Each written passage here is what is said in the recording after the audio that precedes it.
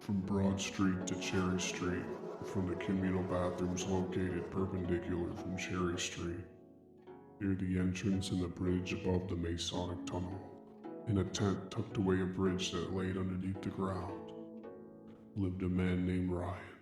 Ryan was your average guy.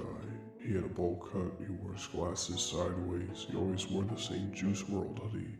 Oh, and he also liked to smoke meth. On weekends, Ryan would go to a shed with a bunch of his friends and party. Except they weren't really his friends, they didn't like him. But one night, their lives would change forever.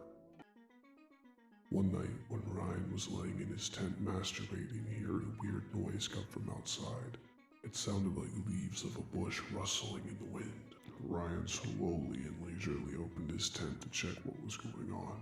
As he peeked his head out the window, he saw a man in a gorilla suit jump out of the bushes with a tranquilizer full of ketamine. Ryan zipped the tent up as quickly as he could, looking for a small hiding spot inside the tent, but it wasn't enough to fool the man in the gorilla costume. The man charged over at an inhumane speed and ripped the tent open.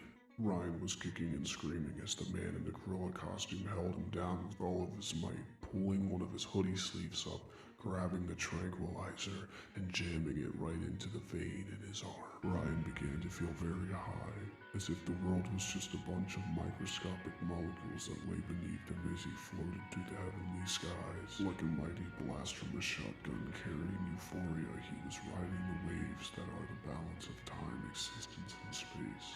The man in the gorilla costume grabbed Ryan's limp body and threw it over his shoulder as he walked into the distant field-like area. The man in the gorilla costume laid Ryan down in the grass as he slowly undid Ryan's button on his pants, pulling his pants down and his undergarments, revealing Ryan's genitalia. With one mighty leap 7 feet high in the air, the gorilla came crashing down feet first onto Ryan's penis. Ryan jolted up from the immense pain that was just caused to his genitalia. He no longer was in a dazed or euphoric state. He was in mind-numbing pain. What are you doing to me? Ryan said, "I am infinite." The man in the gorilla costume replied, "This world is just a puny little playground of maggots and worms. It's going to be the first to go. All these people, yet I remind you, innocent people are going to die, and it's going to be the time for the men in gorilla costumes to rule the world with an iron fist. No more will we be judged and mistreated and stereotyped. We shall live to conquer all and live be immortals. We die by the eye in the rift that is the barrier between mankind and space."